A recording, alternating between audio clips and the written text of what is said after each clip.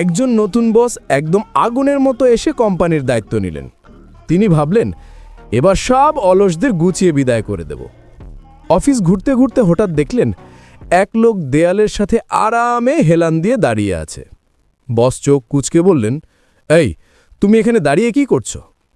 লোকটা একেবারে শান্ত গলায় উত্তর দিল, স্যার, আমি শুধু টাকা পাওয়ার অপেক্ষা করছি। বস তো সাথে সাথে রেগে লাল হয়ে গেলেন, গর্জে উঠলেন, কত বেতন পাও তুমি মাসে? লোকটা একটু কেঁপে কেঁপে বলল, স্যার, মাসে প্রায় $1200। বস তখন মানিব্যাগ থেকে টাকা বের করে লোকটার হাতে গুজে দিয়ে বললেন, এই নাও $1200, এখনো বেরিয়ে যাও, আর এই কোম্পানিটা কখনো পা রেখো না। লোকটা টাকা হাতে নিয়ে হাঁটা দিল, মুখে একটা ধূর্ত হাসি। বাকি কর্মীরা তখন হেসে কুটিপাটি। স্যার, উনি আমাদের কোম্পানির ডেলিভারি ম্যান, পিৎজা দিতে এসেছিল, পিৎজা।